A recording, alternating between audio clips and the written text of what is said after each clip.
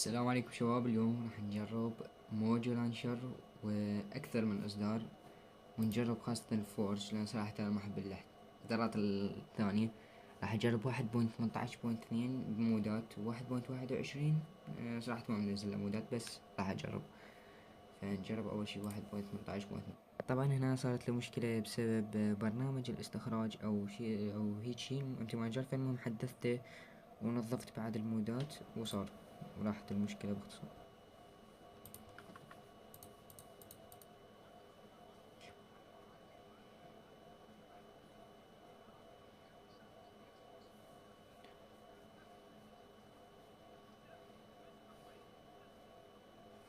طبعا هنا طلعت المشكلة بسبب مودك زيرو مسوي له تحديث. المهم راح نجرب. would you like to update them؟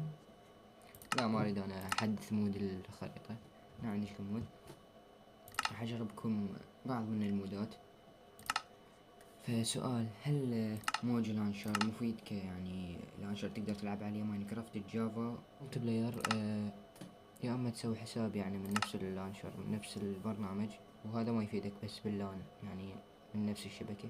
اما الملتي بلاير ما راح يفيدك، يحتاج لك حساب مايكروسوفت اصلي بنفس اللعبة حتى تقدر. فكملتي بلاير ما تقدر تلعب صراحة، لكن سنجل بلاير لا، تقدر تلعب اي شي، تقدر تنزل مودات. خاصة هاي مودات كلها مودات انا منزلها من موقع مودرنت. تمام، هسه نجرب 1.18.2.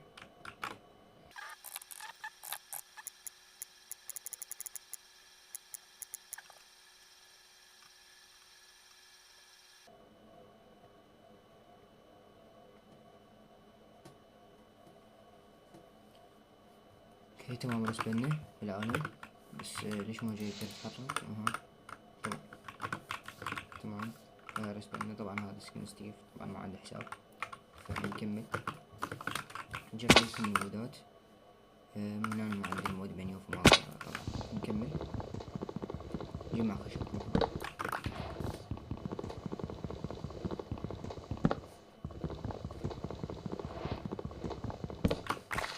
تمام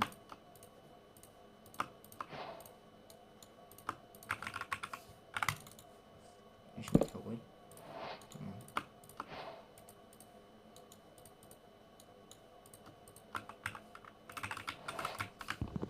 اول مود اللي هو تكسير الشجرة اسمه تري هاوس. تري هاوس اعتقد، راح احط لكم صورته.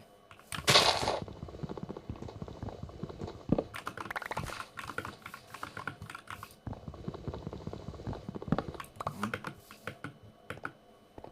كسر اكثر من شجرة ما يحتاج. طبعا لو تشوفون اكو ميزة بالمود كلش حلوة. شوف لما نكسر الشجرة شو راح يسوي، راح يرجع يزرع الشجرة، يعني يرجع يسوي شتلة. بس ما اعتقد ليش تكسر هاي المشكلة. المهم خلنا نسوي بيكاكس. اول شي نكسر الكوبلستون وكذا مثل اي بداية.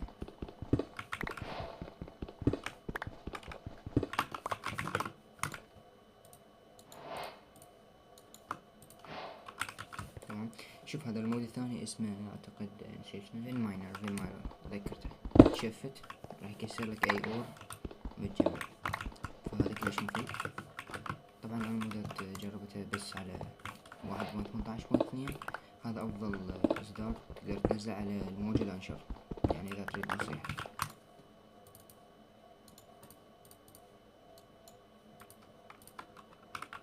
تمام ثواني راح ازيد السرعة.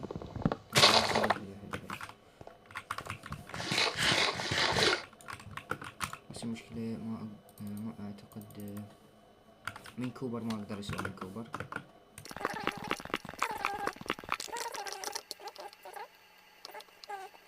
تمام وين ايه هذا الدروع مود اسمه مور ارمر، تقدر تسوي. عندنا هنا كول فحم، جولد ذهب. هنا عندنا تي ان تي من تي ان تي، وهنا عندنا ميلون مال عرقي. هنا عندنا ساند رمل وهكذا. فالكوبر ما نحتاج بهذا التحديث.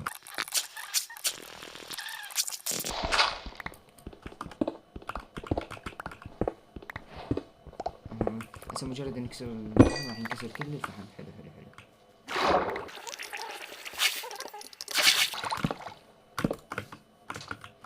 هسه مود المورف موجود. حلو لقينا عالم بس وحدة. تمام نعدل كيف اوكي شوف. تمام عندي خلنا اقول لكم المودات اللي عندي هسه. اول شي مود نسيت اسمه فيرست بيلدينج ما ادري شلون. المهم المود راح احط لكم اسمه. المود يخليك تبني مثل البيدروك يعني. تمام هيك يعني مثل البيدروك وافضل يعني حتى تقدر تبني اللي جوا مثلا تبني يمين يسار اللي يعجبك. اهم شي انه انت تبني مثل البيدروك. يعني المحترفين بالبيدروك يفهمون. تمام بعد شنو عندنا الزوم. عندك بالسي بالزت العفو. وعندك بالسي بس ما اذكره هسه عندنا اللون. المهم بالزت ظل ضغط زت وبالهاي العجلة مال الماوس نسيت شنو اسمها تقدر تقرب وتبعد. تمام ناخذ هذا الفحم. والمود مود الخريطة تدوس ام. هذا مود الخريطة. كل ما تمشي كل ما تكتشف اكثر بالماب. وكليك ايمن راح يطلع لك يا بي كريت واي بوينت تيليبورت هير مثلا تنتقل هنا تنتقل اي مكان تريده. فهو هذا اشهر مود تقريبا ماينكرافت جافا يزير مود. تمام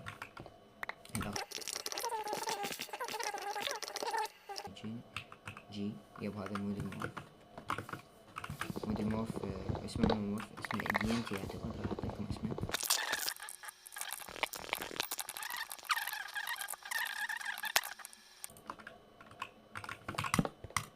مود التويكس هو باختصار بدال ما تسوي هيجي ماينكرافت العادية ويوقف الماوس وترجع تضغط كليك بعد ما ينشال كليك ايمن ترجع تضغط كليك ايمن وتفر. هنا بعد ما تقدر تسوي لكن بالماوس تويكس تقدر تسوي هيك.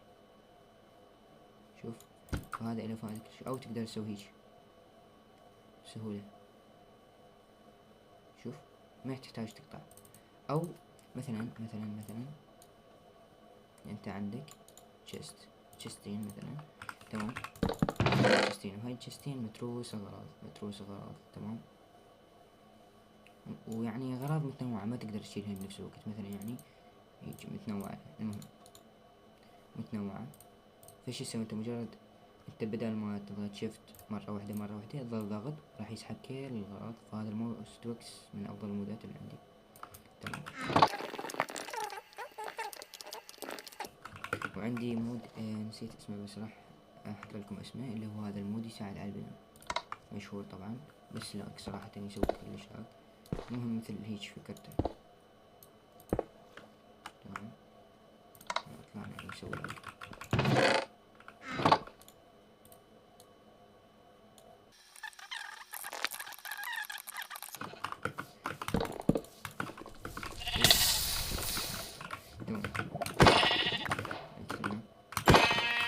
مجرد تضغط او اللي عندهم مشاكل بمود المورف اذا نزلوه مجرد يدخلون على الاوبشن يدخلون على الكنترول كيبنت ويروحون ينزلون اخر شي هنا هذا مكتوب DNT منيو. تفتح المنيو وتستخدم الابيليتي يوز ان ادنت ابيليتي يعني خليها دائما شو صراحة اخليها. تمام او لا اتذكر 5 نفس الحرف. فشنو جيب اكس تضغط جي راح تفتح تضغط راح تتحول. شوف ورقم 5 انا مخليه اللي هو يستخدم الابيليتي او الميزة. فشوفوا واذا تريد ترجع لستيف تضغط على ستيف راح ترجع لستيف. تمام بس هذا الفحم انا احب الفحم كلش هو يحب الفحم. تمام وهاي من ابسط المودات يعني الموجودة عندي بعد هواي مودات بس حبيت اقول لكم انه نسخة الفورج بالموجو لانشر كلش حلوة. فاذا تريد تلعب الجافا يعني وسنجل بلاير او بنفس الشبكة ويا صديقك ويا اخوك لا تتردد موجو لانشر هو الافضل. صح تلقى مثلا زالث او بوجاف او هاي ما راح يكون الافضل بس راح يكون اسلس. اما اذا عندك جهاز قوي راح يكون موجو لانشر هو الافضل. بس صراحة يحتاج جهاز قوي أو معالج قوي. يعني أنا جاي ألعب على سناب دراجون 8 جين 8 أعتقد، ريد ماجيك، تابلت ريد ماجيك. لذلك أنا عندي سلسلة تقريبا لو تشوف 120 فريم. بس نروح ننتقل 1.21 وأجرب لكم البي في بي. بما إنه أنا جاي أتعلم على الميس، صار لي يومين أتدرب على الميس، فراح أراويكم الميس، لأن 1.18 أو 2018 ما بيها ميس، فراح أجرب.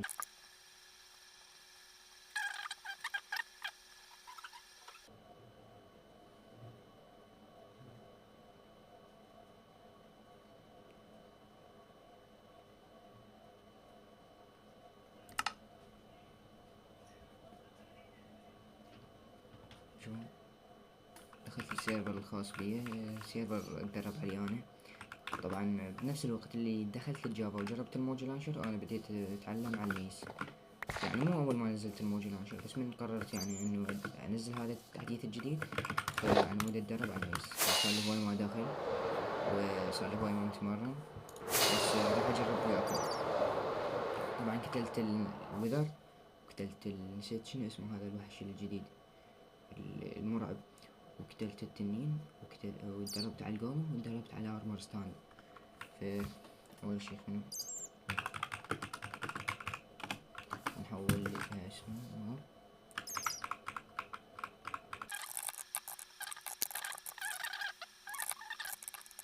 تمام، نقول اللي بيرتاح، فش نسوي سلاش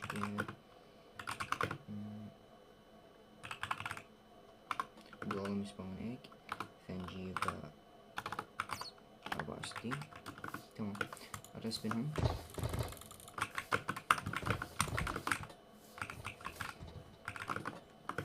تمام شباب، راح اتدرب وياكم، بس خلي نص الصوت لانه الصوت هذا راح يصير. يلا حلو، يلا بسم الله. صار لي هواي ما متدرب، خلي اعدل المكان.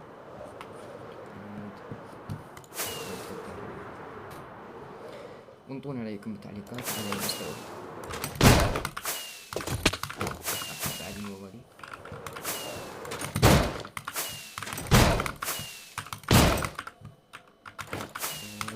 يا اخي الميس ممتعة، بس صار لي هواي ما لعب بيها، كل صار لي هواي مو صار لي هواي، بس يعني قطعت عنها عن التبيس، بس باقي القوة.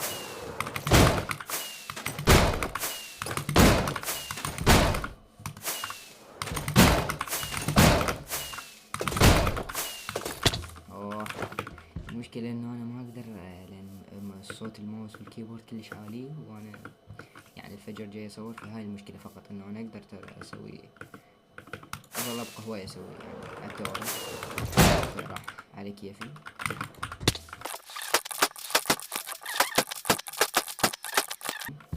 خلينا نروح للتنين.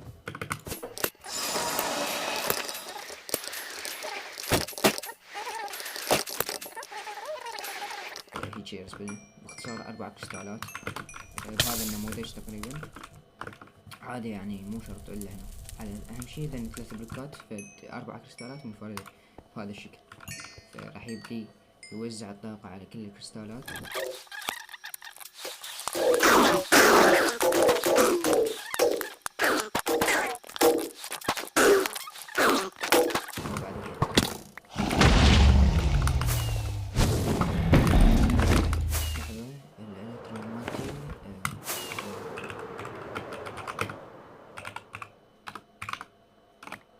نجيب الترا جديدة.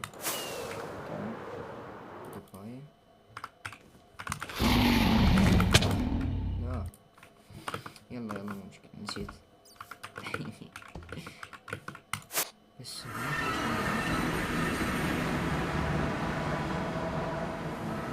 اصور، لازم اصور العفو. يقول يعني ما متعود على المكان،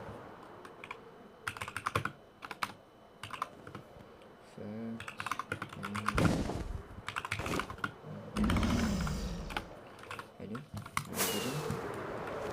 بسم الله الرحمن الرحيم.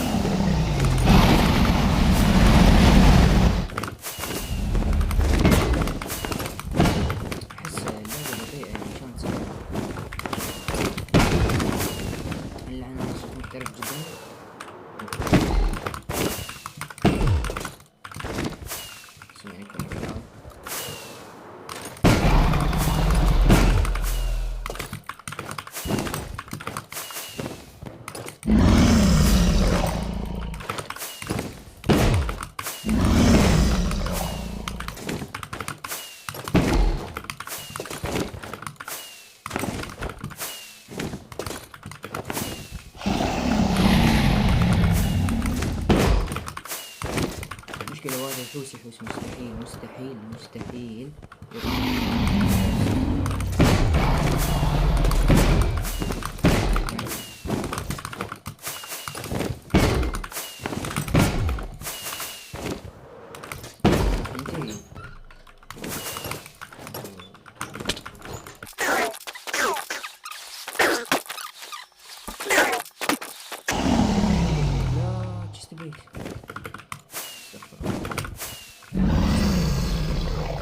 تجيب الجست بليك مالتك.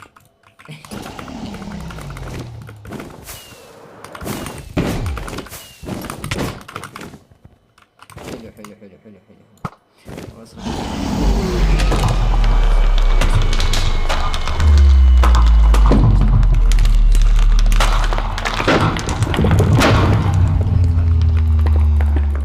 المهم هذا فيديو شنو جاي اسوي؟ هذا فيديو تسليكي او تحول سكني الى مدري هي فيديو تسليكي، مجرد انه يعني شرح عن موج اللانشر اللي يحتاج شرح، واول فيديو بالقناة. فانا طبعا راح يكون محتوى مو بس ماينكرافت، اي لعبة ممكن تخطر ببالك انا راح انزلها واحترفها، وشنو تريدون تحديات انا راح اسوي. فشكرا جزيلا لمتابعة الفيديو كامل وبس.